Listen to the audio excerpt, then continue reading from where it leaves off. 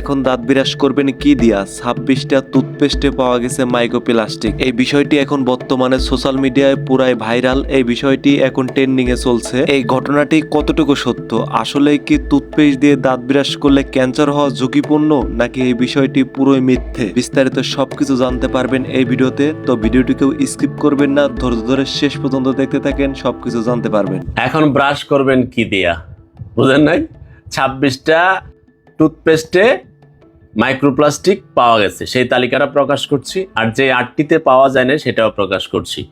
এখন আপনি দাঁত ঝকঝকা পরিষ্কার ফর্সা, আপনাকে কি কয়লার যুগে ফিরে যেতে হবে? ছাই যেটা, এখন আপনি কি করিবেন? আচ্ছা, আমরা একটা তালিকাটা দেখি। বাংলাদেশে এখন বর্তমানে সব মিডিয়াতে প্রকাশ করেছেন টুথপেস্ট নিয়ে। এটা নাকি ক্ষতিকর, এটা দিয়ে দাঁত বিরাস করলে ক্যান্সার হওয়ার ঝুঁকিপূর্ণ বেড়ে যাবে। আবারও চলেন শুনি ওনার মুখ থেকেই, তিনি বিস্তারিত সবকিছু বলে দিচ্ছেন, তার থেকেই শোনা যাক। দ্য ডেইলি স্টার বাংলায় প্রকাশিত, বাংলাদেশের সকল মিডিয়াতে প্রকাশিত খবর।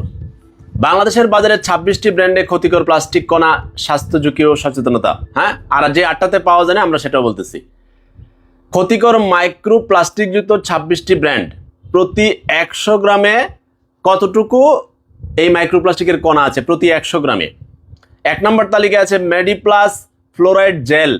দেশে যদি এমনটাই চলতে থাকে তাহলে সাধারণ মানুষগুলা কোথায় যাবে? দেশে যদি সবকিছুতেই ভেজাল পাওয়া যায় তাহলে কোনটা কিনবে মানুষ? সবকিছুতেই ভেজাল পাওয়া গেলে, মানুষের সবকিছুতেই যদি ঝুঁকিপূর্ণ থাকে জীবনের, তাহলে মানুষ কোনটা কিনবে, কোনটা ব্যবহার করবে? বাংলাদেশের মানুষগুলা একটা বিষয় ভেবে দেখেন, এমন কোনো জিনিস নাই তার মধ্যে ভেজাল পাওয়া যাচ্ছে না। বাংলাদেশের মানুষগুলা যাবে কোথায় যদি সবকিছুতেই ভেজাল পাওয়া যায়?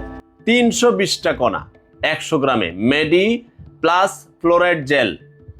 ক্লোজ আপ রেড হট 160টা কণা। ক্লোজ আপ মেন্থল ফ্রেশ 160টি কণা। কোডোমো আলট্রা শিশু স্ট্রবেরি 140টি কণা।